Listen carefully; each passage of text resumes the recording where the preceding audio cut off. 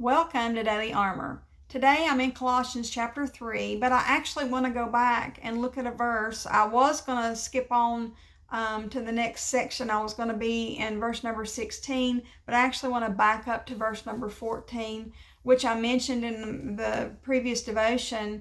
But I was still pondering on it this morning, and as I was remembering something this morning that I was advised by a wonderful Christian, and in the circumstances that he was referring to, and giving it to me from a man's perspective.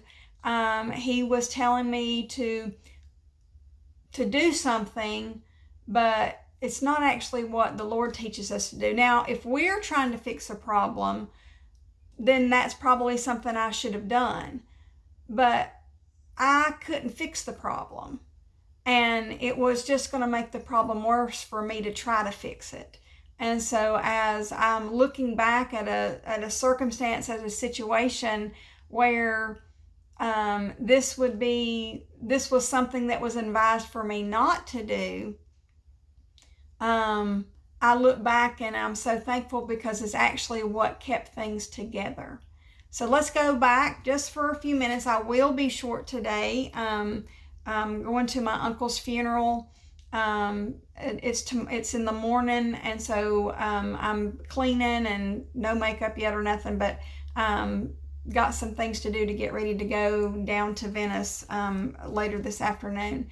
And just pray for my family. My mom passed in January, and we had her funeral in February. My uncle passed in June, and now we're having his funeral here in July. And just, two siblings.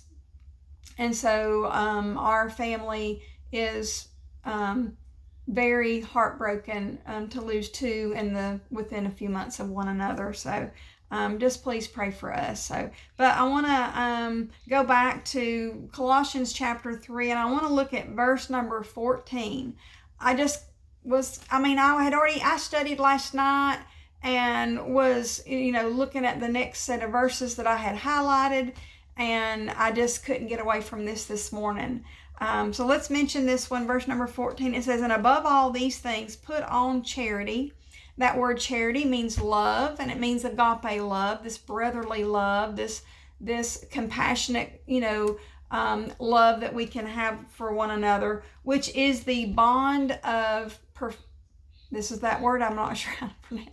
Perfectness, I don't know. Anyway, however you pronounce that, it's what keeps us joined together. And as I was thinking about that this morning, and when Todd and I were having a hard time, which in his perspective, he was like, there's nothing wrong. And I'm like, there is something wrong. You're driving me insane. You're driving me crazy.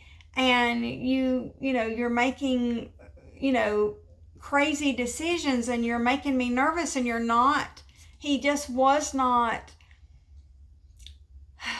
wasn't taking into account that his decision and how it was placing such a burden on me.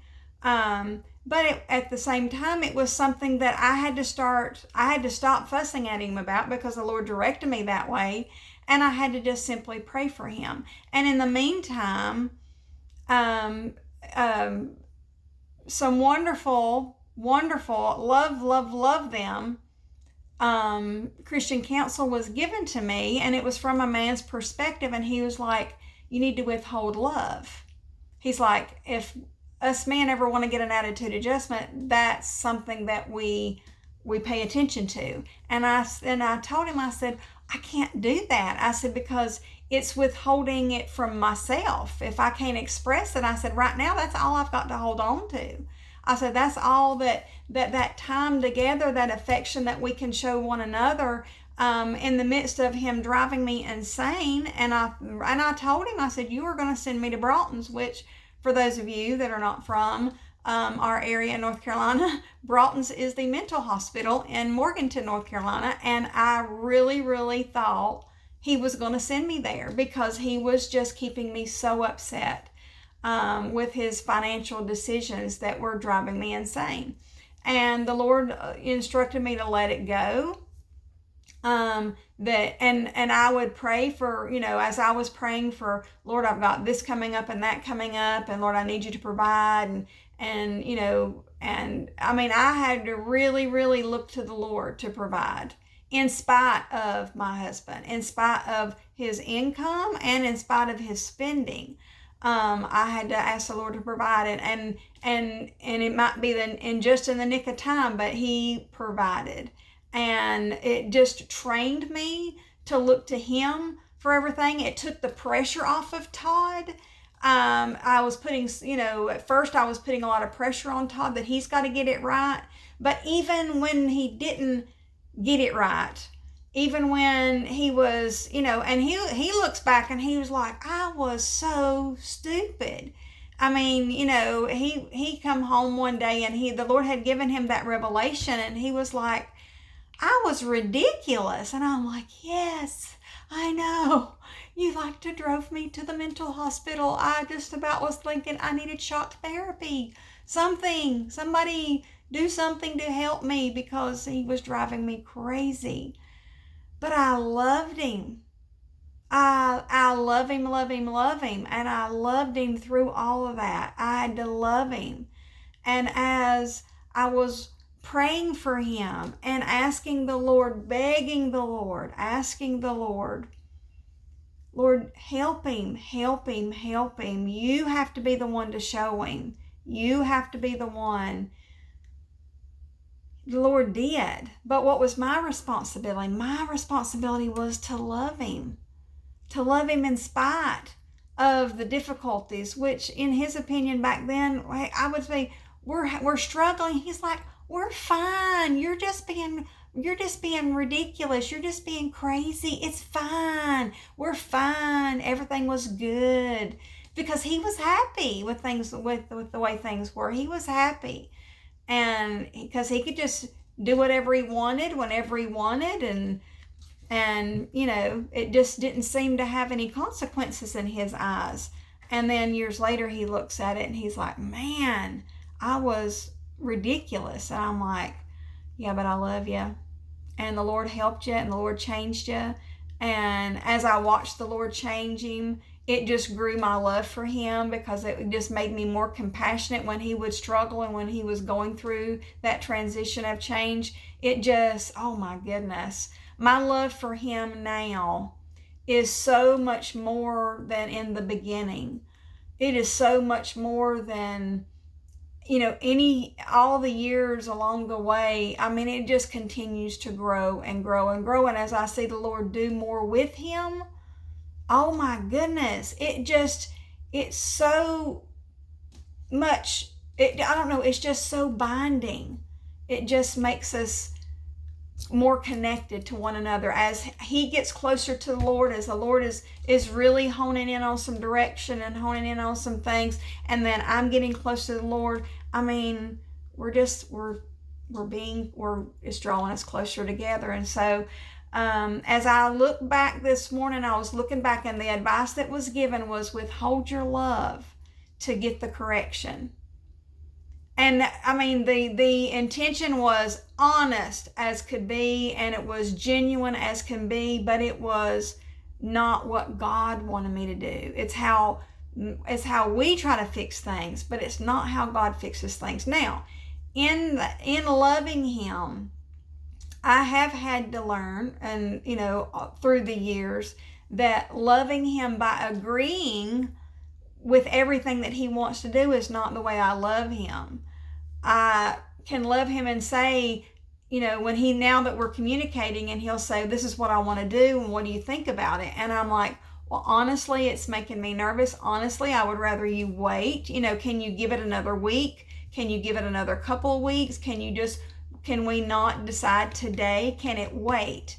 That I'm doing that out of love, because I just want to give him more time to pray about some things. I want to give me time to pray about it, and let the Lord give me, some comfort, letting him lead, even though, there's been some decisions he's made and they have made me nervous, but I have rested in that God is saying, You let him make those decisions. I'm leading him. I know it doesn't always seem like this was a smart decision or a smart choice, but you leave all that up between him and the Lord.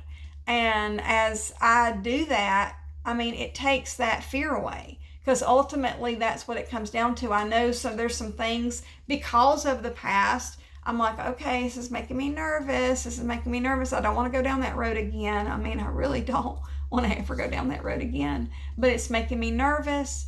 And I'll express that, and in love. I mean, I'm not pitching a fit. I'm not going crazy. I'm not, any of that. I'm not doing any of that. I'm just saying, okay, I know you needed to make that decision, and you're the leader of the home, and it's up to you to make those decisions. I'm just going to say, in love, this makes me nervous.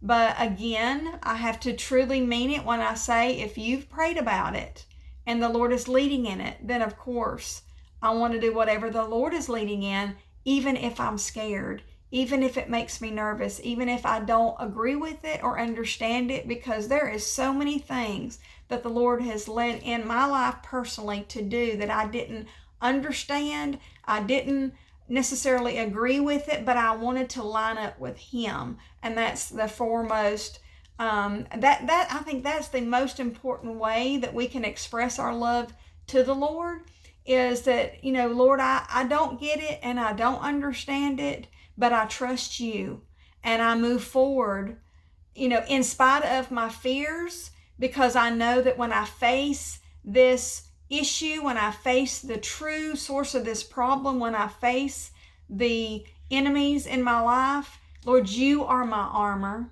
You are my defense. You are my security. You are my hope. It's all him.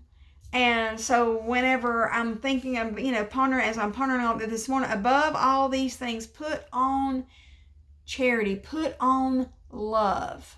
Do things out of love. Even if you're not getting the love in return. There's so many times when the Lord is sending his love out and he's not getting that love in return. He might even be getting some bitterness and some anger or ignoring the love, or so many reactions that the Lord is used to receiving, but he still is giving his love.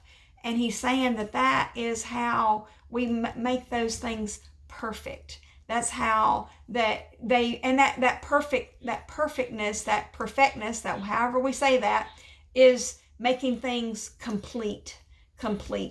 And so as I look back over my marriage of almost 32 years, be 32 years in a few months, I see how the Lord is he's just making it better and better and better. And it's all because of love. Thank you for joining me. I look forward to seeing you again soon.